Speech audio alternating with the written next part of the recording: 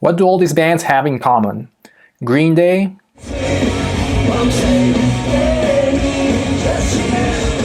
The Smashing Pumpkins,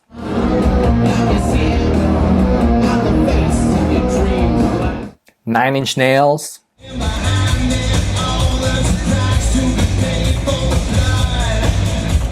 The Offspring,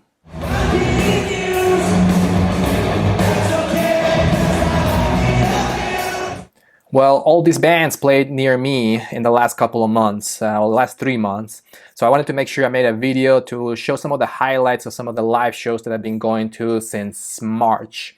Because it seems like a lot of bands out there are eager to play live music, especially after almost 2 years of COVID. It seems like everybody's out there and touring, and also it seems like all the music festivals are finally back again.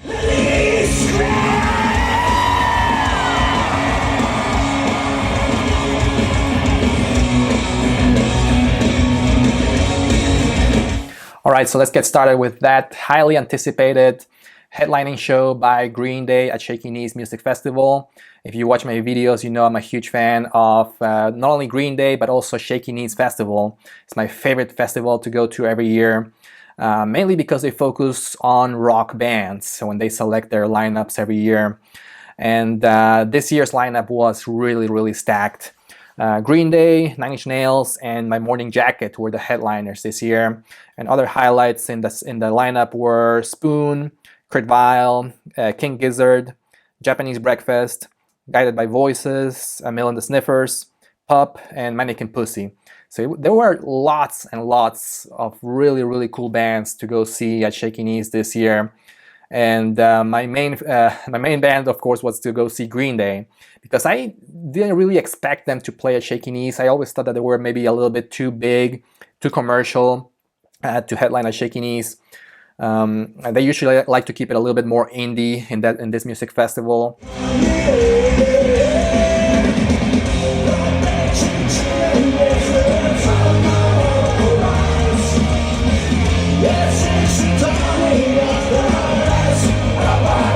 But anyways, they played a really good set. They played what I like to call the greatest hits set list. So they played a lot of the songs that even if you're not a big Green Day fan, you will still recognize because they were played in the radio or on MTV back in the day. They played all the hits that you may recognize.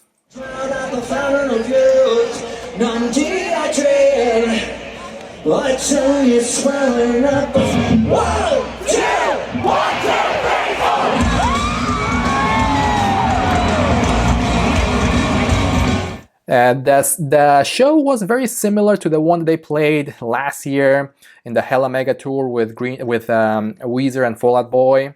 So they played obviously all the hits, and they didn't play that many old songs. They actually only played one old song this year at Shaky Knees. They played Going to Pasalacqua, which I was very excited about because then in the last year's show they didn't play almost any of the songs from the first couple of albums. And another thing to note about the Green Day show was that they did not play any of the new songs from the new album. They did play Pollyanna, which is the newest single from the band, but they did not play any of the songs from the latest album that came out a couple of years ago, Father of All, which makes me think that they maybe didn't like the record too much. I'm not sure, but anyways, they didn't play any of the songs from the new album.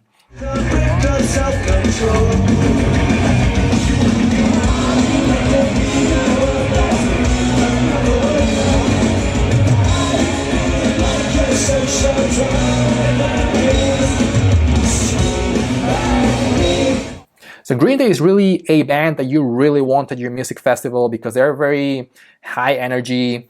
Most of their songs are very anthemic, so they're easy to sing along. And like I said before, they have a lot of recognizable songs out there. So even if you're not a big fan of Green Day, you still may know the lyrics to most of their hits. So it was a really fun show.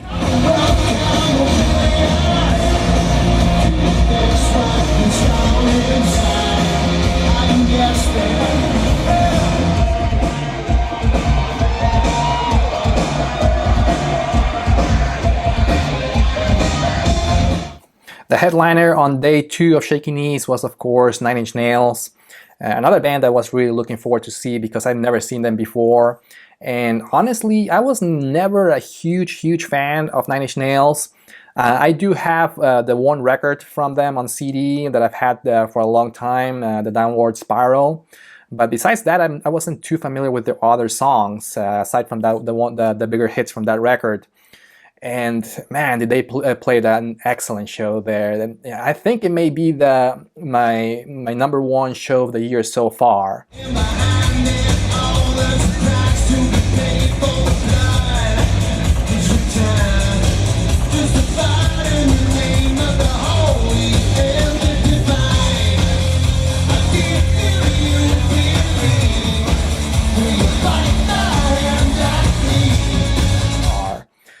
Lots of energy, very intense, not only in the music side, but also in the visuals, in the visual effects. So what they do is they have a very dark stage with some strobes in the background and some smoke going on as well. And they also have one camera guy that kind of moves around the stage to record or to film the band members while they're playing. But he moves around to get a shot of all the band members, and all that is projected in the screens in the background, which make it a little bit more intense, and they give a really cool effect with all the strobes and the smoke going on. I've never seen anything like that before. I thought it was really cool. And the music, of course, was excellent. They played again almost all the big hits from the band.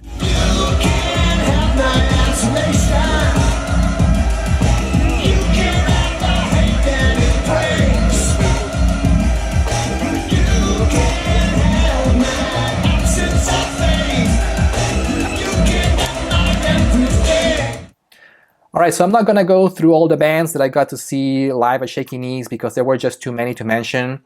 But I wanted to give a quick highlight of some of my favorite sets at Shaky Knees 2022.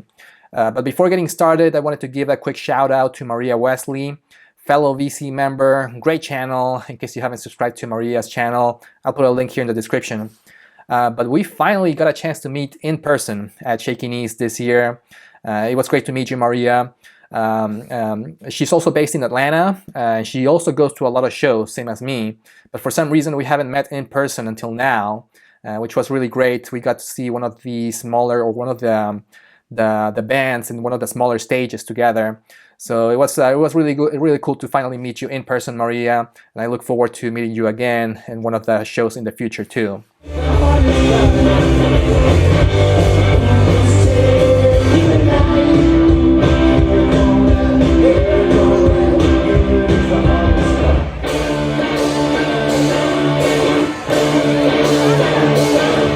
So Spoon was one of the main highlights for me. I was really looking forward to their set. I've only seen them live before once, and so I was really looking forward to seeing them again.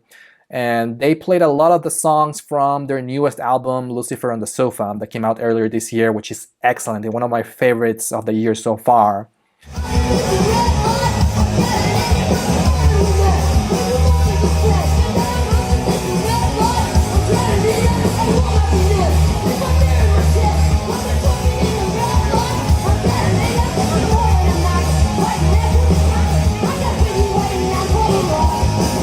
Amyl and the Sniffers, they were fantastic again. It was the highlight for many of the people that went to Shaky Knees this year, I think, because I saw a lot of people talking about them in social media, even days after the festival. Their show was very intense, as expected from Amyl and the Sniffers from Australia.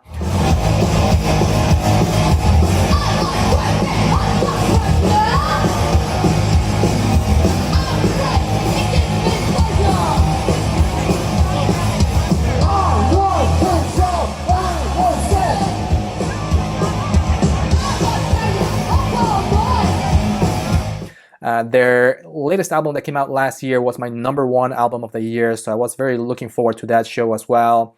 And I'd never seen them live before, and they were a blast. Just a rush of energy for the entire set of their Shaky Knees performance.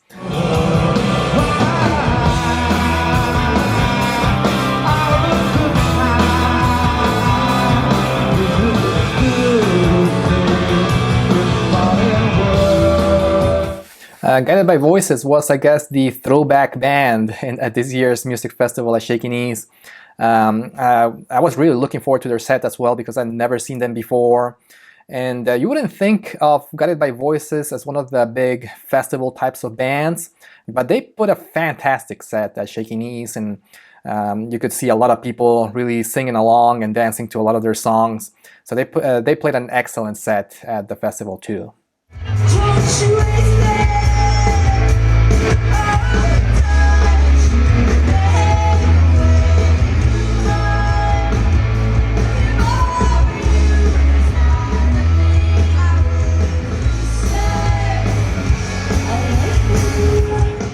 Mannequin Pussy was another one of the highlights of Shaky Knees this year.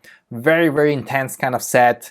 The singer in the band has a very powerful voice that goes really well with the type of fast-paced punk rock that they play. So a very energetic and intense set from Mannequin Pussy.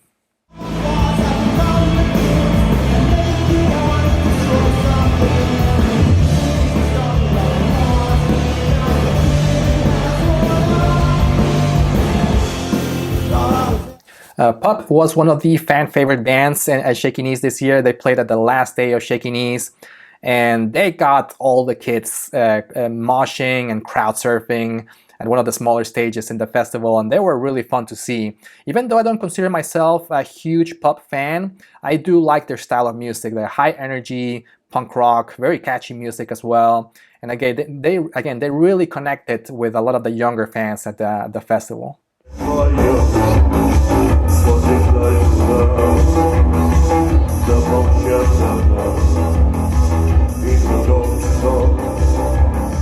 So finally, there were also 3 bands that were my surprise bands for this year's Shaky Knees Festival.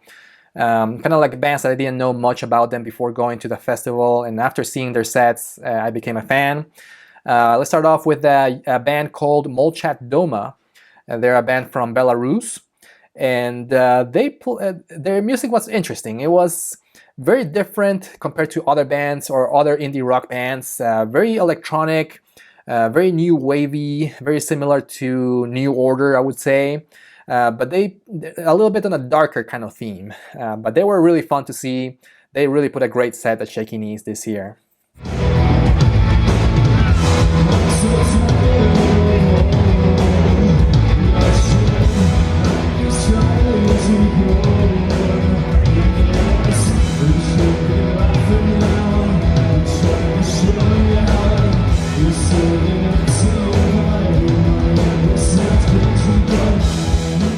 Also, a young band from California, a band called Ultra Q.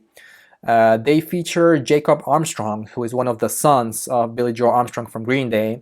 They also played a really good set at Shaky Knees. I did listen to them, to their music in Spotify before going to the festival, but for some reason their music didn't connect too much with me. I didn't really like it that much. But after seeing their set, I was very impressed. They put a really, really good show. I really need to give them another shot at listening to their music on Spotify.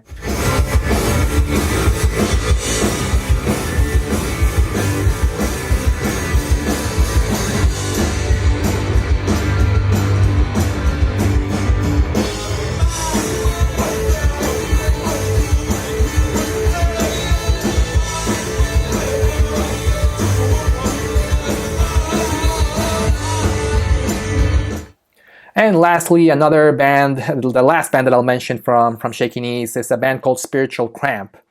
I did not know anything about this band before going to the festival, and they were one of the highlights of the last day of Shaky Knees. Spiritual Cramp, I'm not sure where they're from, but they do sound like they are from either New York or LA. Very similar as Parquet Courts, but a little bit faster. Post-punk kind of inspired type of music. Very, very fun band. Again, Spiritual Cramp.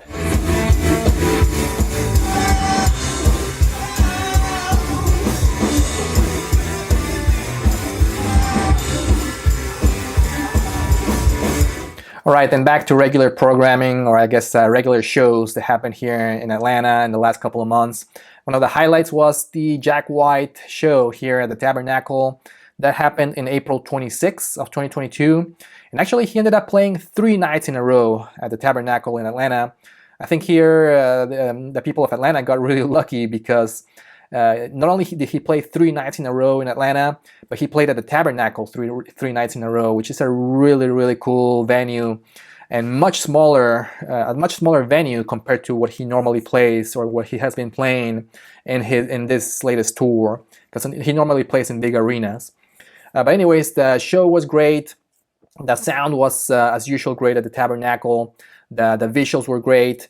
I would say it's hard to think of Jack White as a front man or a leading front man in a band with lots of stage presence, but he did bring that kind of energy to the show, and he pulled it off, even though at some points it seems a little bit forced on the way that he interacts with the audience, because I think he's maybe a little bit too stiff with his stage presence, I would say. But anyways, he's the kind of guy that lets the music do the talking, especially in his live shows. And he played a lot of the bigger hits from his solo career, as well as some of the bigger hits from the White Stripes.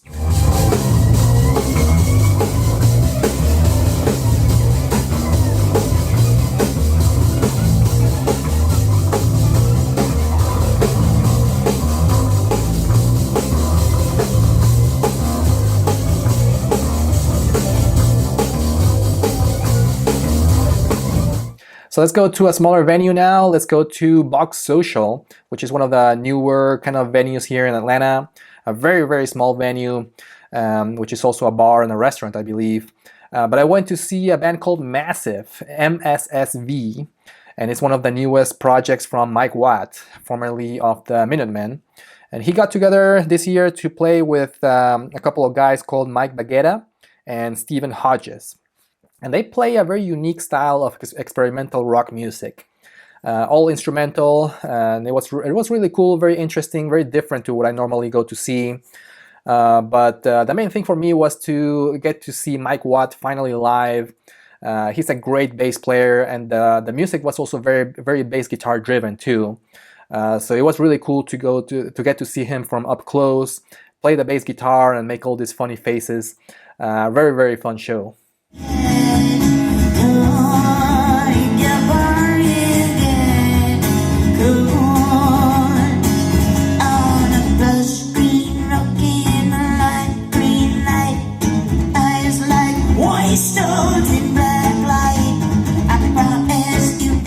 And lastly, I think I mentioned this one in my last video, but I got to see Kristin Hersh from formerly of Throwing Muses live at City Winery, and that was back in June 5th of 2022.